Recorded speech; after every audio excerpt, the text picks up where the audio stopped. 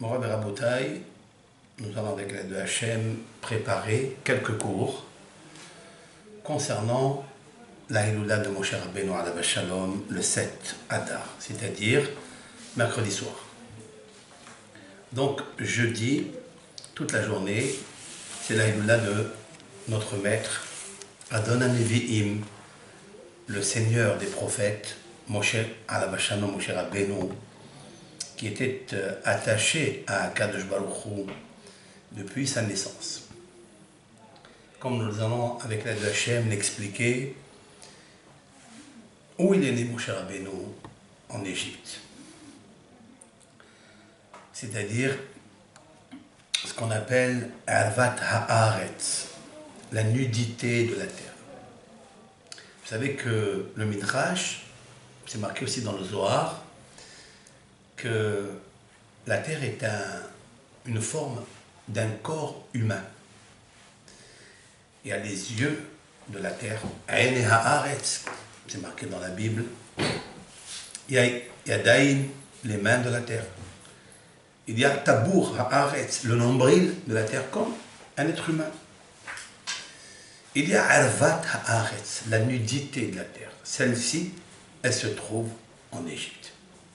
À plusieurs reprises, Yosef Hatzadik va interroger ses frères et leur dit Arvat haaretz batem lirot, vous êtes venus voir en fait la nudité de la terre. Pourquoi on la symbolise par la nudité de la terre? Parce qu'il y avait le summum de la débauche, le summum de la Toum'a concernant la sexualité, Chetouvé Zima, comme il est marqué dans les textes du Midrash, ils étaient plongés dans la luxure. Moshe Rabbeinu alav Shalom, où il est né? Il est né à l'intérieur de Arvat Haaretz. Il est né à un moment où le Ham Israël était sous la Gezerah, Ra'a, le mauvais décret du pharaon.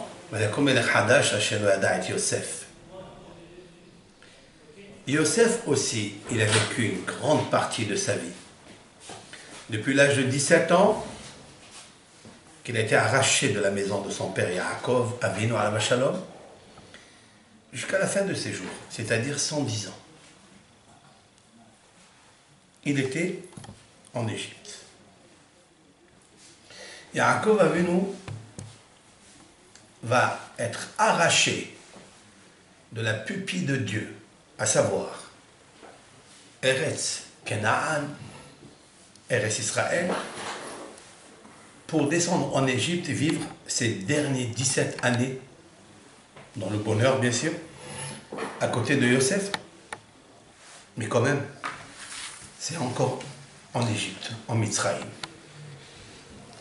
Si on veut comprendre profondément pourquoi Kadosh Baruch Hu, il a fait en sorte que ces trois grands personnages, Yaakov, Yosef, Moshe, descendent en Égypte, vivent en Égypte. Lorsque ces trois sont descendus en Égypte, on sait très bien que la Shekhinah est descendue aussi en Égypte. On a vu que Yosef, il avait une particularité, Koach HaDibur, c'est-à-dire la force de la parole. Au point où l'ange Gabriel lui a enseigné 70 langues. Il connaissait une, Lashon HaKodesh, et l'ange Gabriel lui a enseigné 70 Leshonot. Il était supérieur au pharaon, comme le décrit le Midrash. Chez Yosef, on a ajouté la lettre He. Il s'appelait Yosef. On a ajouté un He, la lettre He. Il s'appelle aujourd'hui Yehoyasaf. Comme il est prescrit dans le psaume du roi David, alav Shalom. Yehoyasaf. Yaakov Avinu est l'amida du Emet. Comme il est marqué dans le texte de Micha, Titen emet le Yaakov, Hesed le Avraham. C'est-à-dire, à Kadosh Baruch Hu, tu t'es dévoilé par ton attribut qui s'appelle le Emet, la vérité. À qui? À Yaakov Avinu. Yaakov Avinu était celui qui a gardé la mida du Emet depuis sa naissance.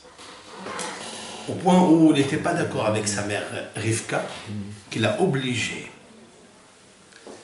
à aller prendre les bénédictions que Yitzhak devait donner à Esav, son grand-fils biologique. Et Yaakov de lui dire, moi je ne peux pas faire une chose pareille. Elle lui a dit, tu écoutes ta mère. Alors il lui dit, mais et s'il se rend compte, Yitzhak, que c'est pas moi, Esav, qu'est-ce qu'il fera? Peut-être il va me maudire. Sa mère elle lui a dit, tranquille. Alay killat rabini.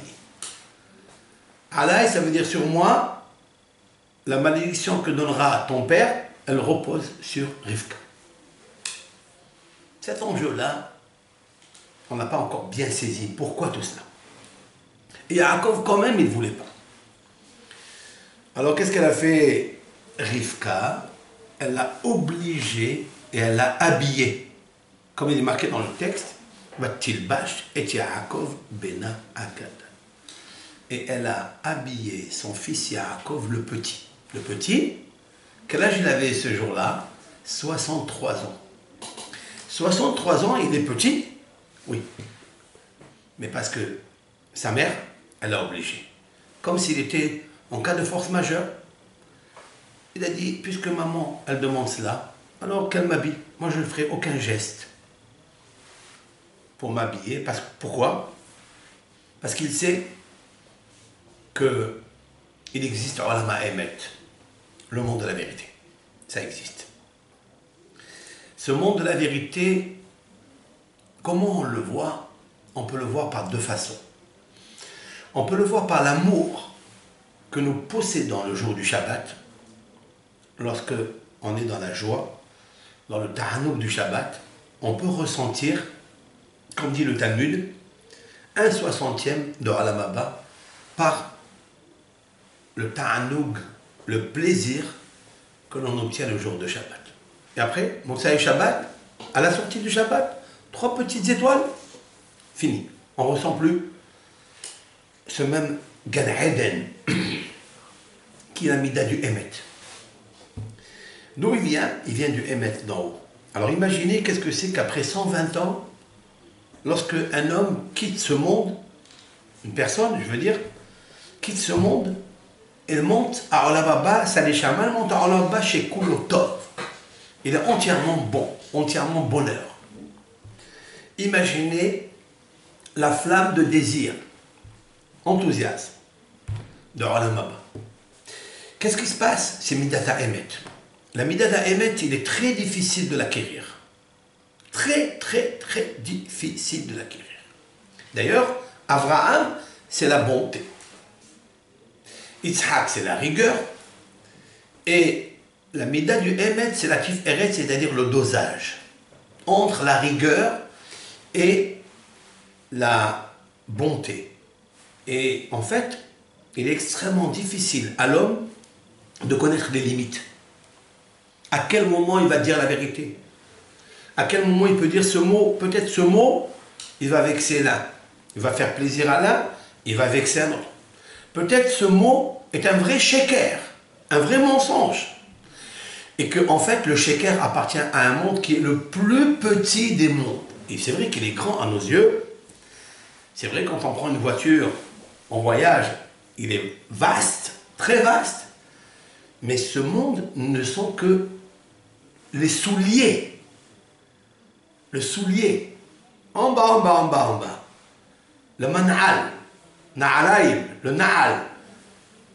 Des mondes antérieurs. Des mondes spirituels très, très, très hauts. Et la neshama, elle laisse le corps ici-bas, dans le monde du sheker, parce qu'elle ne peut pas atteindre aucun niveau de l'espace, est obligée de descendre vers le bas, de là où elle a été extraite, qui afar atta ve'el afar tachouv. Qui afar atta parce que tu es terre, et quand on est terre, alors on est lié avec le nahash, c'est-à-dire avec le sheker, avec le mensonge. Le but de l'homme, c'est quoi? C'est d'arriver à quoi? C'est d'arriver, comme j'ai dit, à casser la queue du serpent et de garder le noah, le repos.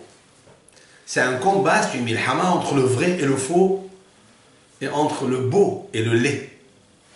Tout le combat de l'âme, c'est une milhama, la jalousie, la convoitise, tout ce qui se passe à l'homme là, l'attachement à ce monde-là, c'est un combat qu'un ben Adam, qu'un juif, devra avoir toute sa vie.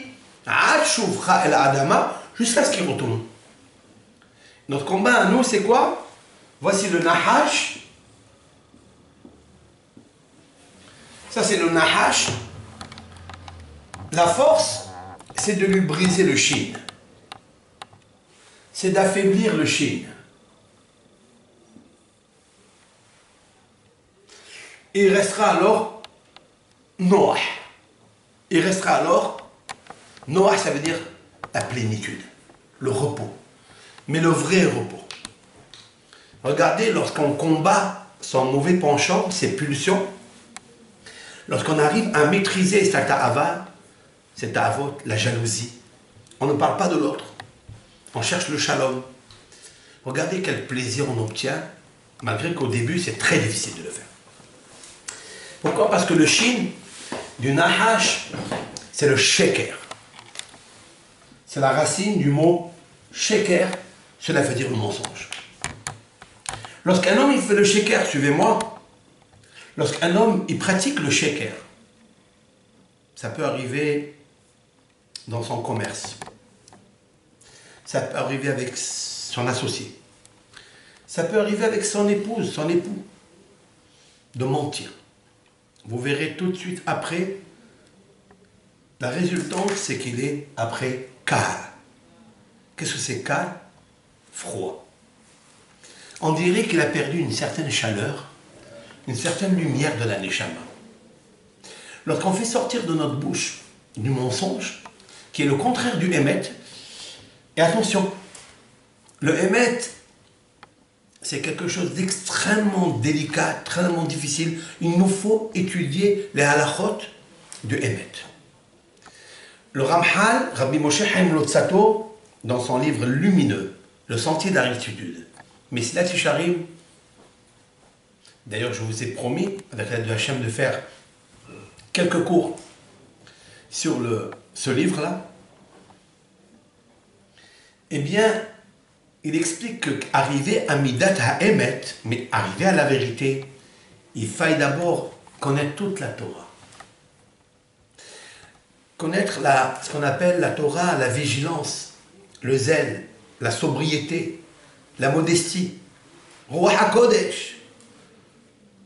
Ce sont des niveaux, des échelons d'une échelle très haute qu'un grand maître, Rabbi Pinhas Ben Yair, avait donc proposé dans son livre Torah Mevea Nidé Zehirut, l'étude de la Torah. Quand on étudie la Torah, elle amène à une certaine vigilance, la vigilance du cœur, la joie du cœur. Et un homme, il est attaché à cette chaleur qui est le zèle dans la mitzvah, l'empressement, l'enthousiasme, la toute. Il a un cœur chaud. Il a envie de faire Avodat Hashem, Ratzon Hashem, Besimha, Ivdu et Hashem, Besimha. C'est la Torah qui amène à ça, l'étude de la Torah. Lorsqu'un homme, même s'il étudie la Torah, elle est Torah Emet Natallanu, Baruch Hashem Baharbanu. Hashem, il nous a donné une Torah Emet, mais cette Torah Emet, elle est dans Olam Beria, c'est-à-dire dans le monde de la formation. Toute la formation de l'homme, ici-bas, dans un monde qui est le pied du Nahash, c'est là où on doit l'écraser dans sa tête, eh bien, il nous faut savoir que quand il ment, quand il fait du sheker, Zélon Noah, il n'est pas bien. Cet homme n'est pas bien. On sait. Et après, il est quart. Il est quart, ça veut dire il est froid. Il est très froid. Et en fait, c'est ça la force de Amalek. Parce que le but de ce mois, c'est la mitzvah, en particulier, exclusif, d'effacer le nom de Amalek. Et le nom de Amalek, c'est Kar. Kar, ça veut dire froid. Comme il est marqué, Asher Karcha Baderech, je vous ai fait un cours déjà, qui t'a refroidi dans ton élan, dans ta chaleur, quand tu es sorti d'Égypte, tu as vu Akadosh Baruch Hu, tu as vu l'ouverture de la mer Rouge, tu as vu les miracles en Égypte. Dans Evat Haaretz. Kar. Vous avez vu le mot Kar ici? Mais voilà que le mot Kar, c'est la valeur numérique 300. Comme la valeur numérique du mot Yetzer. C'est quoi Yetzer? Le Yetzer, le mauvais penchant. Le mauvais penchant, il te refroidit. Et c'est la raison pour laquelle le peuple d'Israël, ils sont descendus en Misraïm. Vous avez vu Misraïm? Un même ouvert, un même fermé, comme disent le Zohar HaKadosh, mais à l'intérieur, il y a Yetzer. Tsar, ça veut dire étron. Lorsqu'un homme suit le sheker, lorsqu'il ne tend pas vers le haut, de dire que le Emet, si un homme explique les Mekoubalim, il pratique la vérité, le Emet, dans toutes ses formes, pendant un mois, je vais dire plus qu'un mois, on va dire 40 jours, c'est un cycle. Le chiffre 40, c'est un cycle. Il peut obtenir une puissance extraordinaire. On peut lui révéler des choses de là-haut, des Hidushé Torah, du Olam Haemet. Et sa vie, elle sera autrement. Tout ce qu'il dira, ça s'accomplit. Mais combien un homme,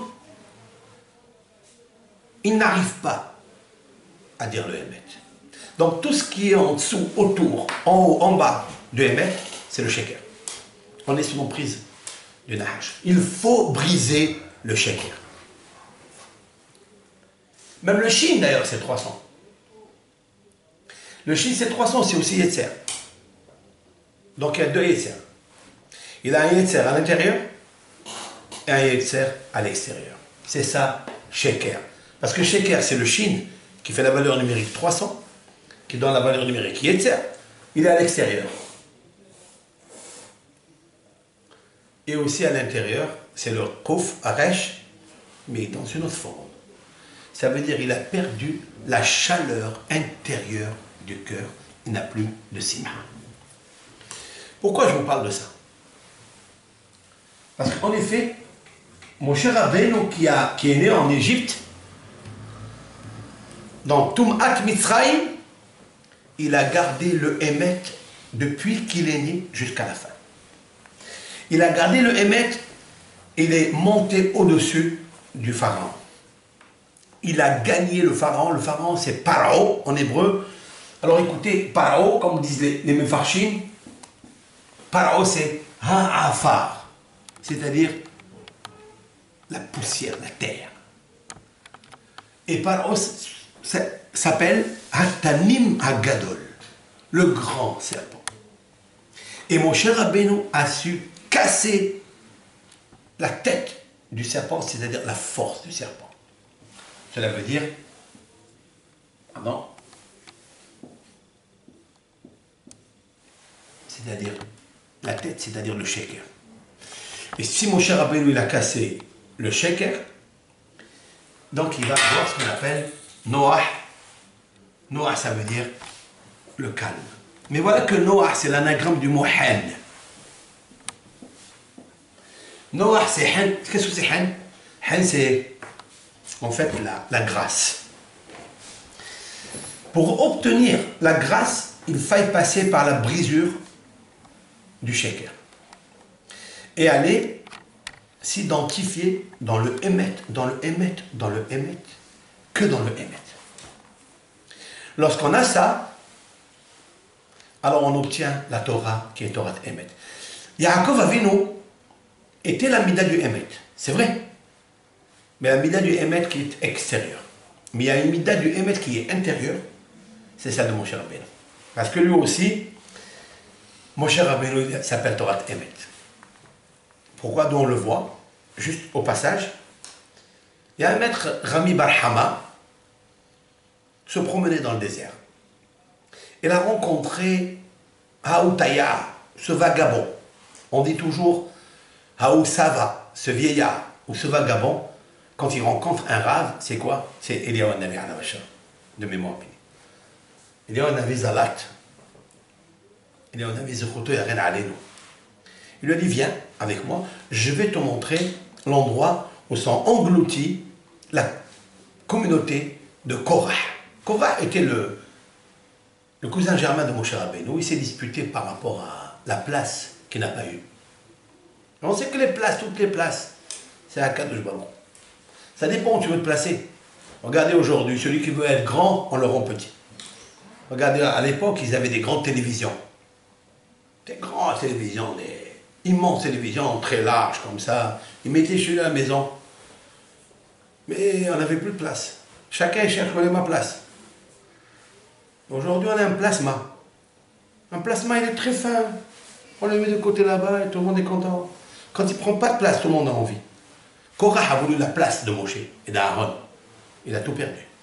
Il n'a pas de place dans ce monde. Il était englouti sous terre. Moshe Rabbeinu a dit, mais qu'est-ce que je suis? Je suis rien. Il a de la place.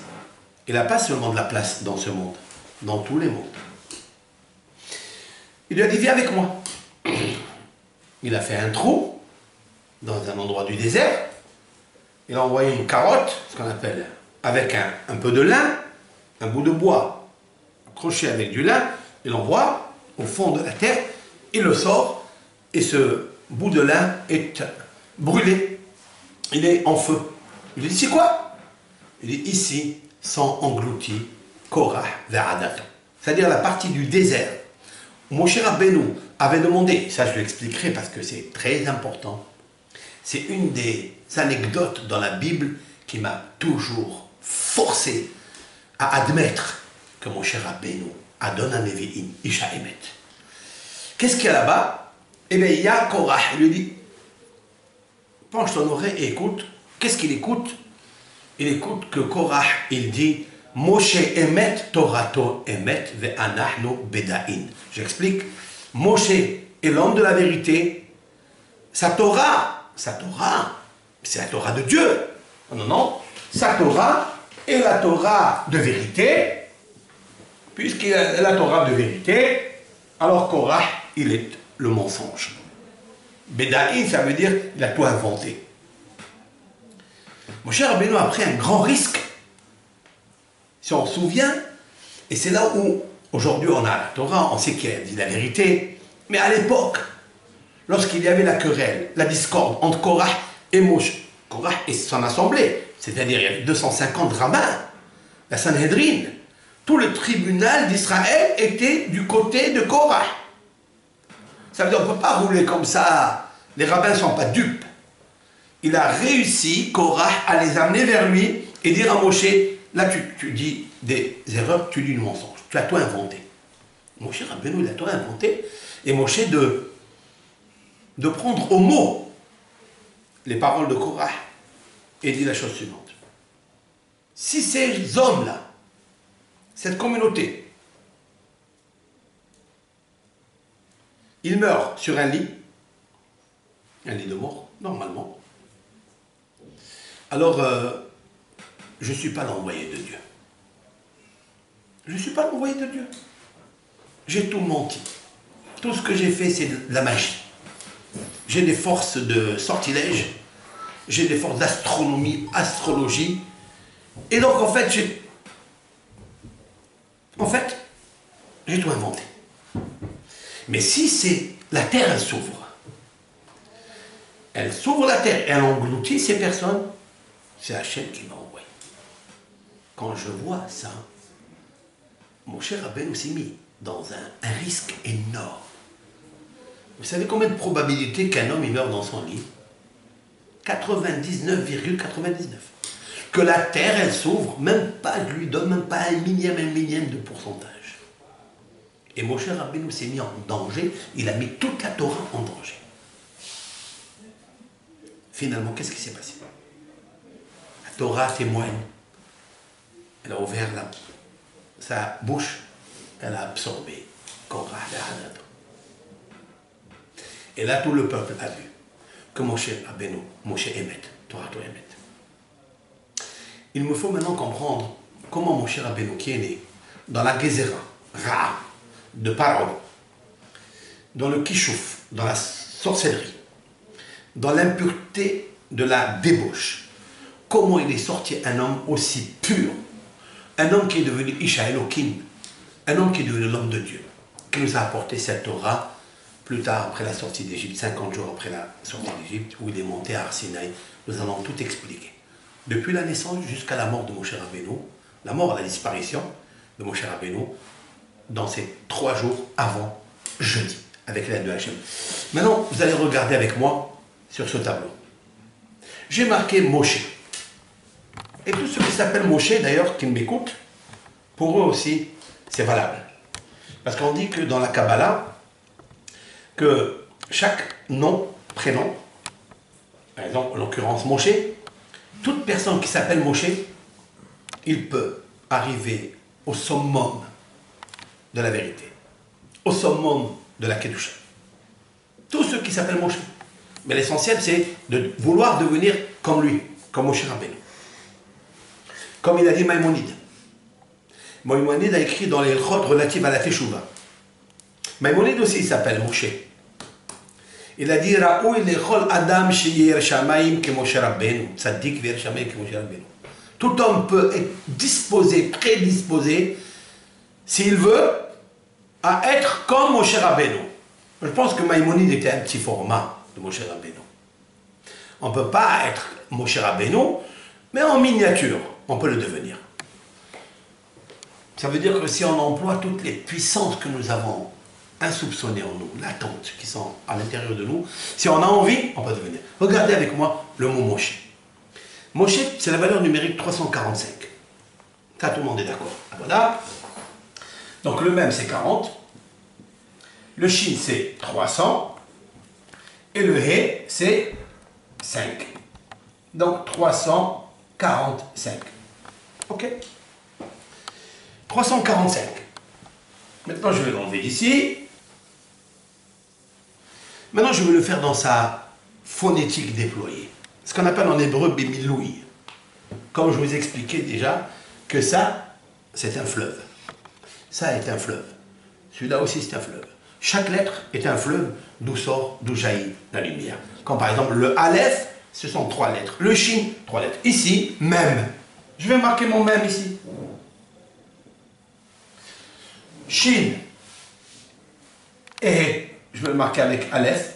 Parce que le E, la lettre elle peut se remplir soit avec Aleph, elle peut se remplir avec un Yud, ou elle peut se remplir avec un He. Ce qu'on appelle Alfin Yudin Hehin. Ok, mais là on va le remplir avec Aleph. On verra plus tard.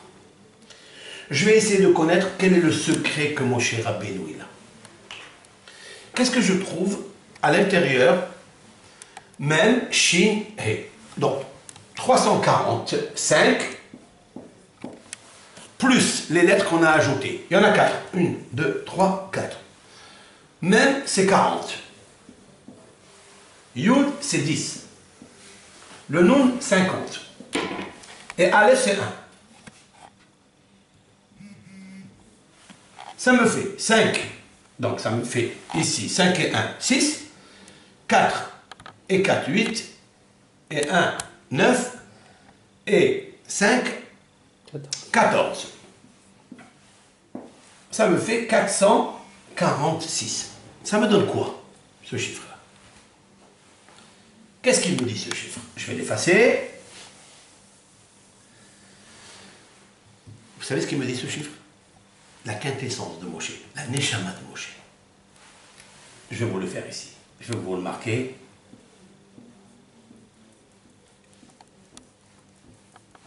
Ha et Met.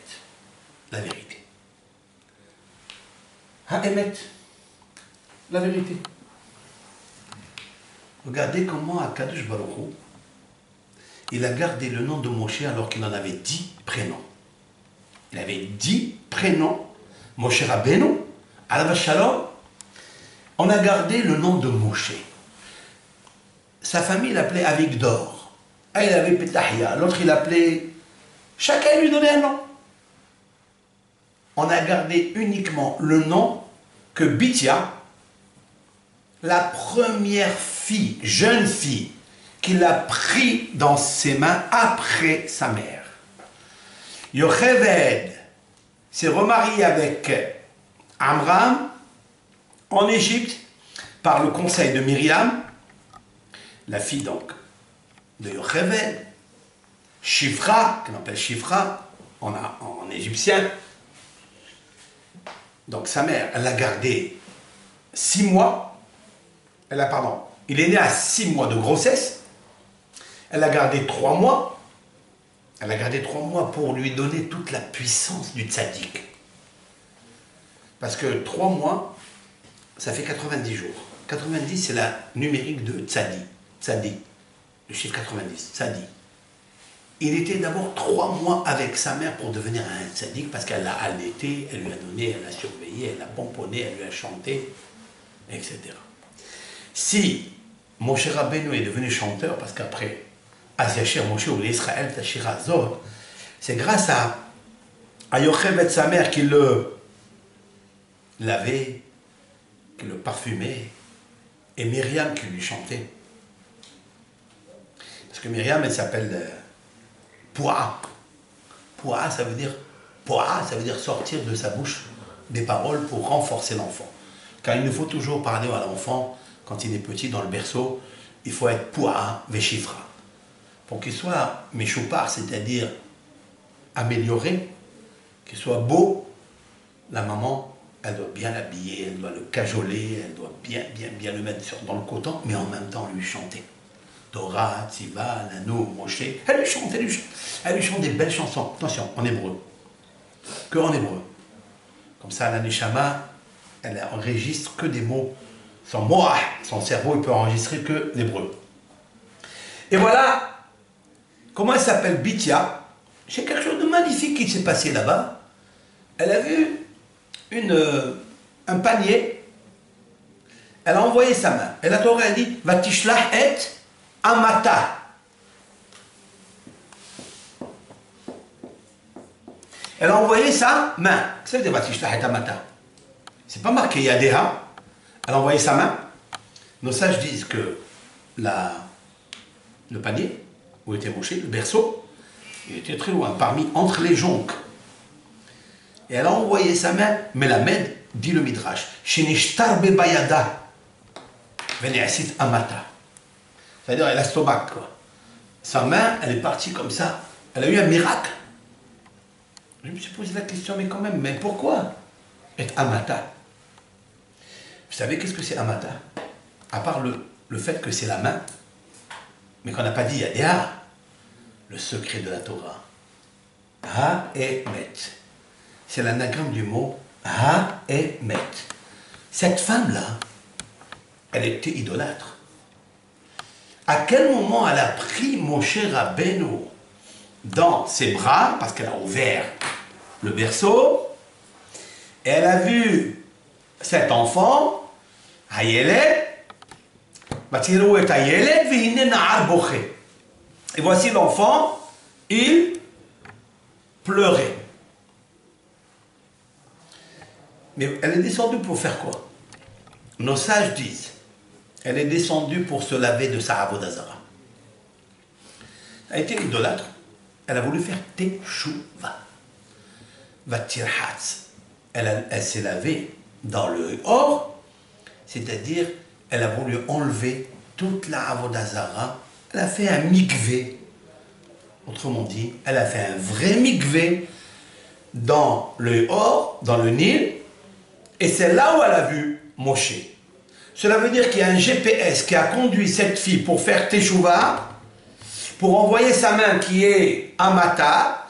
Mais Amata, c'est Ha-Emet, l'anagramme du mot Ha-Emet, parce qu'elle ne peut pas toucher Moshe qui synchronise, qui est celui qui est Ha-Emet. Comme je vous expliquais que la valeur numérique de la force de Moshe Rabbeinu, dans son nom dévoilé et dans son remplissage intérieur de Moshe, même Yud, Nun, Aleph, forme la valeur numérique 446 qui est Ha-Emet, la vérité.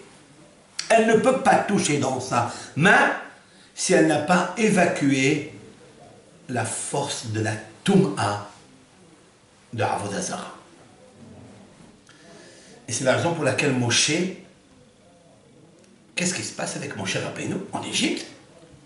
Donc voilà une femme qui le touche. Elle a essayé de le donner à allaiter. Donc, il n'a pas voulu.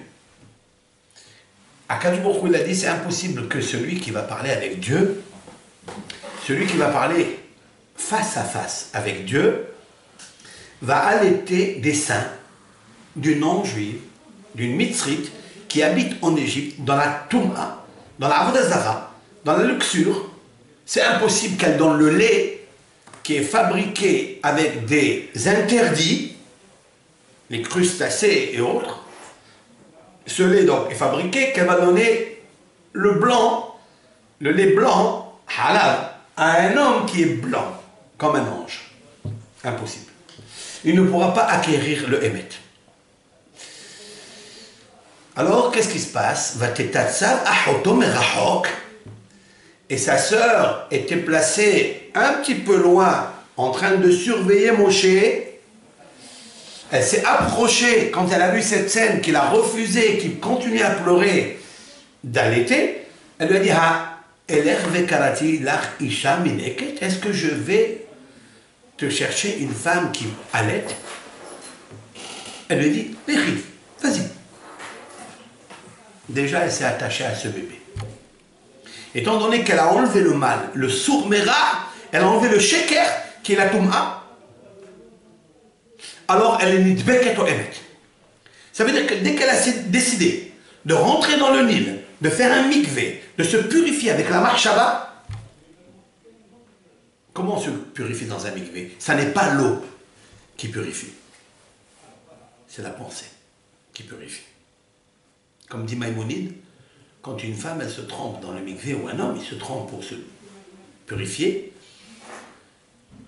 il doit penser, il doit imaginer, chez vous Tovel, ainsi je cite le langage de Maïmonide, chez vous Tovel Bemehadat, qu'il est en train de plonger, d'immerger dans l'océan de la connaissance. Dat. Parce que Da'at, c'est quoi? Da'at, c'est un dosage. Ici, du côté droit, on a la sagesse. Là. Ici, on a ce qu'on appelle la Bina, l'intelligence. La sagesse est plus grande que l'intelligence. La sagesse est brute. L'intelligence, il faut phosphorer, aller deviner entre les lignes. Et la Da'at qui est ici, là, Da'at, elle est là, c'est pour ça qu'on met le Dalet pour les hommes. Les téphilines, il y a ici le Dalet, c'est Da'at. Lui, c'est le régulateur, c'est la mida régulatrice entre la sagesse qui peut être très brute et noire des fois, qu'on ne comprend pas, et l'intelligence qui est lumière, de faire une symbiose, une union harmonieuse entre les deux. Ça, c'est Da'at. Lorsqu'une personne elle a l'impureté, elle va enlever l'impureté, parce que l'impureté, elle amène le noir, elle amène le stress, elle amène tout ce qui fatigue l'homme. Le mikvé, il amène tout ce qui est le bonheur de l'homme. Eh bien, la Da'at, quand il plonge dans le mikvé, ne doit pas avoir un cheveu qui sort de l'eau, parce que s'il y a un cheveu qui sort de l'eau, le cheveu est noir, le cheveu est en relation avec l'extérieur, alors les forces d'impureté s'accrochent encore à cet homme-là. Il ne pourra pas être purifié, ou à cette femme qui fait le mikvé. C'est pour ça qu'il faille plonger complètement, parce que Ruach HaTum'a, l'esprit de l'impureté, ne peut pas rentrer dans l'eau. Il peut juste rester à l'extérieur. L'eau récuse. le vent extérieur. Ve'ruach Elokim al penei hamayim. C'est marqué dans le deuxième verset de Bereshit. L'esprit divin plane sur l'eau. Pourquoi il ne rentre pas dans l'eau? Il ne peut pas rentrer. C'est ça le mikvé. Lorsqu'elle a décidé d'enlever la avoda zara, elle s'est purifiée ses mains. Lorsqu'elle s'est purifiée son corps, Akadosh Baruch Hu était avec elle. Hashem Yitbarach était avec elle, avec Bithia. D'ailleurs, elle s'appelle Batia, la fille de Dieu. Elle est devenue la fille de Dieu parce que maintenant, elle a commencé à comprendre que tout ce qu'il y a ici en Égypte, c'est en fait un esprit d'impureté. Et c'est là où elle est allée chercher Yocheved, Myriam, donc elle est allée chercher Yocheved, sa mère. Personne ne savait que c'était sa mère, et c'est elle qui l'a allaitée. Mais comme Akadosh Baruch Hu, il est Emet, Hashem Yitbarach, il est Emet, il a voulu réparer Moshe Rabbeinu. Comment? Comme ça. Vous savez très bien qu'à un certain moment, quand il a grandi, le pharaon avait sa couronne sur sa tête, sur son trône, et Moshe Rabbeinu de lui arracher la couronne de la tête. Et là, les astrologues et tous les conseillers du roi lui ont dit, le voici, c'est lui, celui qui va sauver le peuple d'Israël, législateur du peuple d'Israël, celui de Goël. Il faut immédiatement le tuer. Ah oui, c'est vrai, comment est-ce possible qu'un enfant, du jamais vu, lui arrache? C'est un geste qui veut dire quelque chose, qui manifeste quelque chose. Qui est-ce qui est intervenu pour ne pas le tuer à Moshe? Qui? Yitro. Dit le Midrash que Yitro faisait partie des conseillers du roi, Pharaon. Il a dit non, pourquoi le tuer? On va le tester. Qu'est-ce qu'on fait? Il lui a apporté une braise. Vous connaissez ce Midrash. Il lui a apporté, il y a qui disent de l'or, il y a qui disent des dattes. On va voir s'il est intelligent. Ou peut-être il l'a fait inconsciemment. Et Moshe Rabbeinu d'envoyer, bien sûr, quand il a vu les dattes, il a voulu un peu de miel. Et il a envoyé sa main pour prendre les dattes, est venu l'ange Gabriel, parce que Gabriel, il est feu, et lui a poussé la main pour prendre la braise. Il a pris la braise dans ses mains, il l'a mis dans sa bouche pour la manger, parce qu'il pensait que ça, et il s'est brûlé les lèvres. Voilà comment mon cher Rabbeinu a commencé à bégayer, à avoir une lourde langue et parole, lourde parole. C'est à ce moment-là. J'ai toujours demandé, j'ai pas compris, si l'ange Gabriel est venu lui prendre la main, et donc mon cher Rabbeinu ne s'est pas brûlé la main, comment ça se fait qu'il s'est brûlé ici? Pourquoi Akadosh Baruch Hu ne l'a pas sauvé de se brûler les lèvres? De la même façon, quand il a pris la braise, il y avait Malach Gabriel qui lui a entouré cette main. Et c'est la raison pour laquelle il ne se brûle pas. Pourquoi il s'est brûlé les lèvres? Pourquoi Gabriel, il l'entoure pas dans sa bouche pour le sauver? Et la réponse est écrite dans le Rav Hida, mon maître par excellence, Rabbi Haïm Yosef David Azolay, qui dit la chose suivante. Il fallait lui faire une certaine cachérisation des lèvres à cet homme qui allait devenir l'homme de la vérité, qui allait dire la vérité. Que toute la Torah allait passer par sa bouche. Qu'est-ce qu'il y a? C'est qu'au moment où Bithia, elle a appris Moshe pour le donner à allaiter aux femmes égyptiennes, il a touché les seins de la telle ou telle femme, et donc ces lèvres-là ont été impurifiées par Mitzraïm, par la femme de Mitzraïm. Et il fallait que Akadosh Baruch Hu lui enlève même cette petite tache. Pourquoi? Une personne qui doit recevoir le Hémet, qui va parler avec la Shekhinah, comme Moshe Rabbeinu, ne pourra pas avoir une tache de sheker, une tache d'impurification, d'une souillure quelconque dans son corps, à plus forte raison dans sa bouche. Si Akadosh Baruch Hu n'avait pas fait une sorte de liboun, c'est-à-dire une cachérisation au feu, pas à l'eau, comme on fait la cachérisation à l'eau des marmites, mais au feu du four, le Hémet ne serait pas sorti de la gorge de Moshe Rabbeinu, comme dit le texte, Shekhinah medaberet mitor girono. La Shekhinah, elle parle de sa bouche. Pourra pas, ça serait impossible. Et c'est la raison pour laquelle Moshe Rabbeinu bégayait. Qui va le guérir après?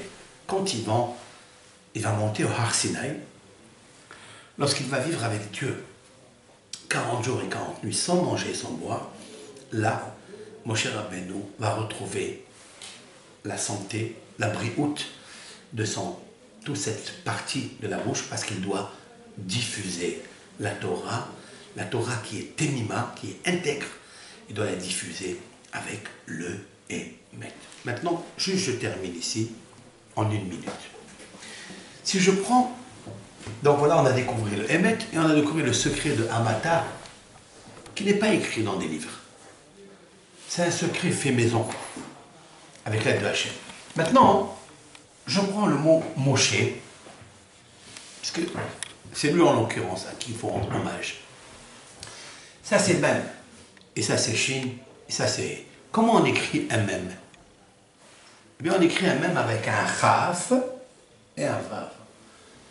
Avec la lettre Chaf qui est 20 et un Vav qui est 6.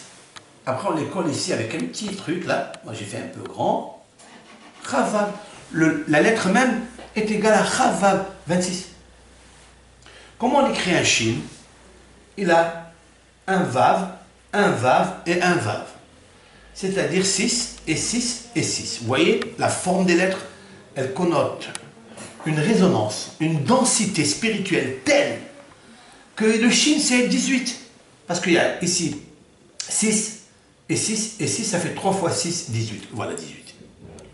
Comment on écrit un He? C'est un Dalet et un Yud. Dalet c'est 4, Yud c'est 10, ça fait 14. Le total de tout me donne 58. 58 c'est la valeur numérique Hen, la grâce. C'est extraordinaire. Ça veut dire que Moshe Rabbeinu représente la grâce. Et il est marqué à son propos. Que Moshe Rabbeinu a trouvé grâce aux yeux du pharaon, de ses princes, de toute l'Égypte. Comment il a réussi? Ah, Emet, la vérité. Torah Moshe Emet, la vérité, on trouve la grâce. Je continuerai avec l'aide de Hachem, à la grâce de Dieu. Je continuerai le cours, Be'ezrat Hachem, tout au long de ces jours avant le 7 Adar. 2 ou 3, même 4 cours si Dieu veut, chacun arrive à comprendre qui est Moshe Rabbeinu. Donc on a débuté avec l'Égypte, la naissance, comment elle a accueilli dans sa mère Yocheved dans ses mains, elle a gardé 3 mois. Pourquoi? J'ai expliqué pourquoi. 90. Batia, qui est partie dans le Nil faire un plongée, une immersion dans le mikvé pour ressortir et évacuer l'idolâtrie, pour attraper dans ses mains Moshe, qui sa main s'est étalée, s'est prolongée, comme dit le texte, et en fait, pour nous expliquer que tout cela pour arriver au Hen, à la grâce, parce que celui qui a le Hémet, il a le Hen. Et si quelqu'un, il a le Hémet, il obtient le Hen, la grâce, avec la grâce de Dieu, il peut obtenir de Akadosh Baruch Hu tout ce qu'il est. Tout ce qu'il désire. Et Ratson, qu'Akadosh Baruch Hu nous donne la grâce, qui nous donne la mida du Hémet, de la vérité, et qu'on avance gentiment jusqu'à amener le Mashiach, Be'ezrat Hachem, qui est Melech HaMashiach, Midato, Midat Emet. Sa qualité principale, c'est la qualité du Hémet, comme on l'expliquera dans les cours prochains. Tiyou Mevorachim, que Hachem Yitbarach, il vous donne toutes les brachot qui sont prescrites dans la Torah. Amen. Amen.